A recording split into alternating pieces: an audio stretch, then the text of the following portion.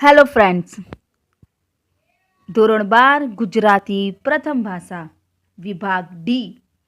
ખૂબ જ અગત્યનો પ્રશ્ન, બેઠા માર્ક્સ લેવા માટેનો પ્રશ્ન છે.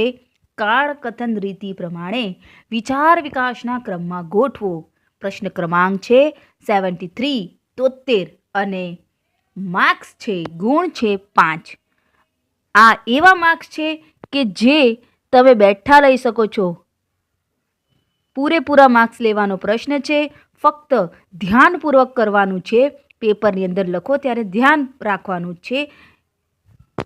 હું અહીં તમને જે બાબતની ચર્ચા કરીશ તેને ખૂબ જ ધ્યાનપૂર્વક સમજજો તો ખૂબ જ સહેલો પ્રશ્ન થઈ જશે તમારા માટે. અને આ ગણિત જેવો પ્રશ્ન છે કે જેની અંદર જો તમે દાખલો પૂરેપૂરો કરો તો બેઠા માર્ક્સ, એવી રીતેનો આ પ્રશ્ન છે અને એને ખૂબ જ ધ્યાનપૂર્વક કરવાનો છે. તો ચાલો આપણે અભ્યાસ કરીએ. કાળકથન રીતિ પ્રમાણે વિચાર વિકાસના ક્રમમાં ગોઠવવાનું છે. શરૂ કરીએ. જો આપે મારા ચેનલને સબસ્ક્રાઇબ નહીં કર્યું હોય તો ફટાફટ કરી નાખજો. સબસ્ક્રાઇબનું બટન તમને ત્યાં દેખાય છે સ્ક્રીન પર, તેને તમે દબાવી દો તો સબસ્ક્રાઇબ થઈ જશે. અને લાઇક અને શેર કરી દો જેથી મારા આવનારા નવા વિડીયોને તમે જોઈ શકો, તેની નોટિફિકેશન તમને મળી શકે છે. તો શરૂ કરીએ છીએ. મિત્રો, કાળકથન રીત પ્રમાણે ગદ્યખંડને વિચાર વિકાસના ક્રમમાં ગોઠવવા આટલી અગત્યની બાબતો ખાસ યાદ રાખી આ પ્રશ્નની પરીક્ષાલક્ષી તૈયારી કરજો.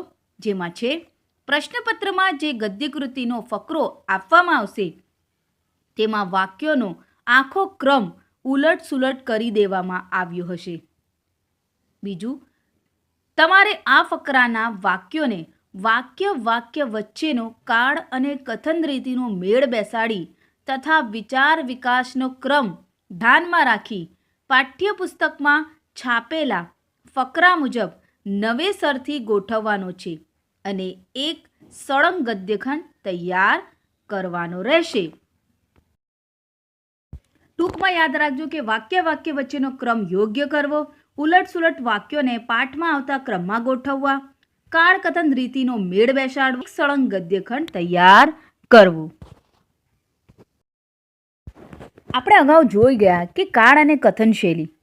આપણે જ્યારે કોઈ ઘટનાનું મૌખિક વર્ણન કરતા હોઈએ કે તેને કાગળ નિરૂપતા હોઈએ ત્યારે તેના સમયકાળને કેન્દ્રમાં રાખવો જોઈએ. સમયબિંદુનો ખ્યાલ રાખતા વાક્યો બોલવા કે લખવા સમયગાળો એ જ હોય અને દરેક પરિચ્છેદના વાક્યોમાં અલગ અલગ કાળ રજૂ ન થઈ જાય તેની ખાસ કાળજી રાખવી જોઈએ. ઉદાહરણ રૂપે જુઓ, આજે એક વિશાળ વડની ઘટા નીચે ધર્મ શિક્ષણનો વર્ગ બેઠો હતો. શિક્ષકે ગઈકાલે પ્રશ્ન કરનાર વિદ્યાર્થીને કહેલું, તમારો પ્રશ્ન શું છે? હવે તમે જોઈ શકો છો કે અહીં હતો, કહેલું છે ક્રિયાપદને જુઓ. પરિચ્છેદમાં રહેલા વાક્યોને જો છૂટક તાશો તો વાક્ય સ્વતંત્ર રીતે સાર્થ લાગશે, પણ આખા પરિચ્છેદને સમગ્ર રીતે જોશો તો બે વાક્યો વચ્ચે રહેલો કાળ ભેદ અર્થ પામવામાં અડચણરૂપ થશે. તો એનો જવાબ તમને સ્ક્રીન પર દેખાય છે. એક વિશાળ વડની ઘટા નીચે ધર્મ શિક્ષણનો વર્ગ બેઠો છે. શિક્ષકે ગઈકાલે પ્રશ્ન કરનાર વિદ્યાર્થીને કહ્યું, તમારો પ્રશ્ન શું હતો? આ જવાબ છે જે ક્રિયાપદ સુધારેલા છે. તો એવી રીતે તમારે કાળ કથન અને કથન શૈલી પ્રમાણે સમયકાળને કેન્દ્રમાં રાખીને પરિચ્છેદને યોગ્ય ક્રમ આપીને લખવા. જો કે પરીક્ષામાં તો તમને પાઠ્યપુસ્તકનો એક પેરેગ્રાફ આપવામાં આવશે અને એને પાઠ્યપુસ્તકના ક્રમ પ્રમાણે ગોઠવવાનું રહે છે. જો તમે પહેલો ક્રમનો જે વાક્ય છે તે વચ્ચે મૂકી દેશો કે છેલ્લે મૂકશો તો તમારો જવાબ ખોટો ગણાશે. જો કે કેટલાક પરીક્ષક ચેકર એવા હોય છે કે 1-2 માર્ક્સ આપી દે પણ તમારા માર્ક્સ જવાની શક્યતા રહેલી છે. જો તમને બતાવું કે મણિભાઈના આ ફકરો તમે જોઈ શકો છો કે જેની અંદર તમને આવી રીતે પ્રશ્ન આપવામાં આવશે કે મણિભાઈના મગજનો કેફ એના થાકેલા પગના પ્રત્યેક ડગલામાં નવું જોર પૂરતો હતો. એટલે જ એ લાંબી ડાંફે ગામના ધૂળિયા રસ્તા પર નાના નાના ગોટા ઉડાડતો ચાલ્યો જતો હતો.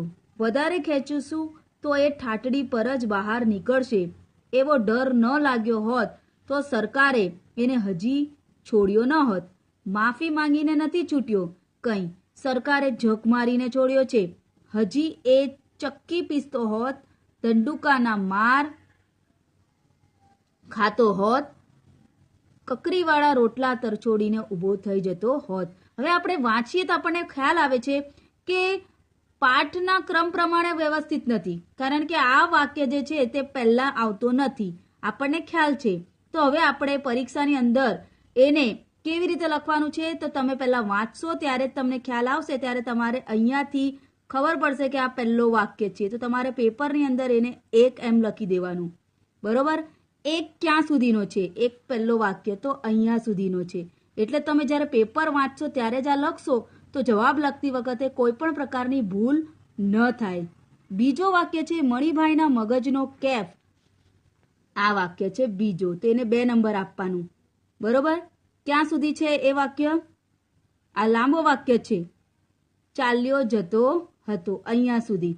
તો તમે આવી રીતે આવું કાઉન્સ કરશો, કૌંસ તમે, તો જ તમને ખ્યાલ આવશે કે હા અહીંયા સુધી તમારો ફકરો તૈયાર થશે. એની અંદર બધા વાક્ય નંબર તમે મારી દેશો જેથી પરીક્ષકને ખ્યાલ આવી જશે અને એ ચેક ફટાફટ કરી નાખે અને તમને બેઠા માર્ક્સ મળી શકે. તો તમને પરીક્ષામાં આવી જ રીતે તમારે લખવાનું છે, મેં બતાવ્યું છે તે પ્રમાણે આવી રીતે હાઇલાઇટ કરવાનું છે, ક્રમ લખવાનું છે, ફકરા પ્રમાણે લખવાનું છે, વાક્ય પ્રમાણે નહીં. આ તમારે ફક્ત પરીક્ષકની સરળતા ખાતર કરવાનું છે અને તમને પણ પેપરની અંદર કેવી રીતે કરવાનું છે તે મેં બતાવ્યું છે, જેથી તમે પેપરમાં કરશો અને પછી એ જ વાક્યને બેઠા ઉતારશો.